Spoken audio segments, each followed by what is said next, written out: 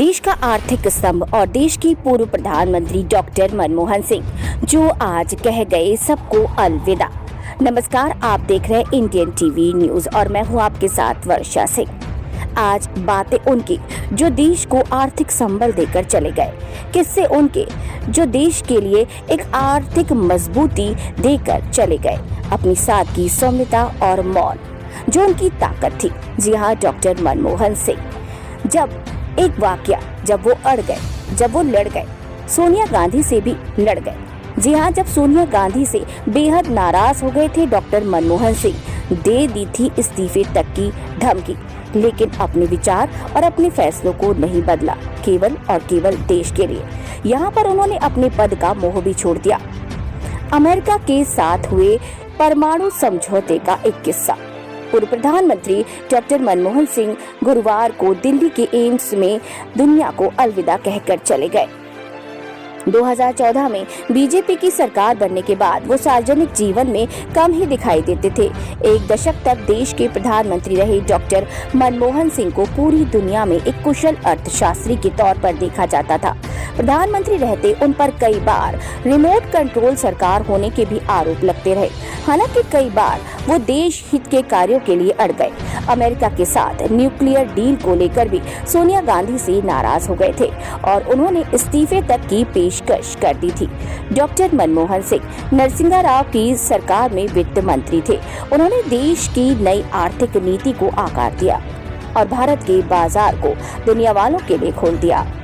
इसी नींव पर आज की भारतीय अर्थव्यवस्था की पूरी बिल्डिंग खड़ी हुई है। वो सॉफ्ट नेचर के थे, विनम्र थे, लेकिन जब उनके फैसलों की बात आती थी तो वो अपने फैसले ठोस ही लिया करते थे और देश को आगे लाने के लिए कभी भी नहीं झुकते थे। कड़े विरोध के बाद भी उन्होंने अमेरिका के साथ असैन्य परमाणु समझौते के लिए बातचीत को आगे बढ़ाया।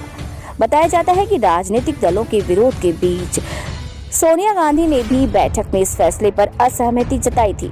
इस पर डॉक्टर मनमोहन सिंह नाराज हो गए और उन्होंने इस्तीफा देने की धमकी दे दी।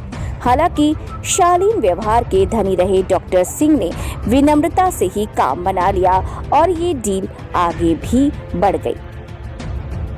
डॉक्टर मनमोहन सिंह साल 2004 से 2014 तक 10 साल प्रधानमंत्री रहे। वो बोलते भले ही कम थे, लेकिन उनका काम आज भी बोलता है। जब अमेरिका के साथ असैन्य परमाणु समझौते की बात आई तो यूपीए के ही दल इसका विरोध करने लगे। तत्कालीन राष्ट्रपति एपीजे अब्दुल कलाम की मदद से वो कुछ दलों को समझा ले गए। हालांकि वामपंथी इसका खूब विरोध कर रहे थे। ऐसे में स्थिति ये आ गई थी कि उनकी सरकार को विश्वास की परीक्षा देनी पड़ी। 2005 में तत्कालीन अमेरिकी राष्ट्रपति जॉर्ज बुश ने समझौते को लेकर संयुक्त घोषणा कर दी।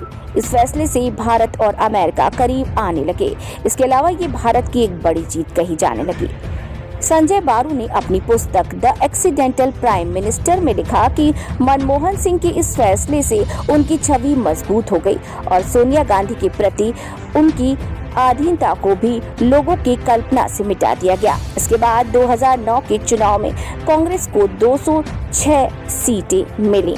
तो ये जो वाकया है जिसने एक ठोस व्यक्तित्व को लाकर हिंदुस्तान के सामने खड़ा कर दिया, तो ऐसे थे मनमोहन सिंह।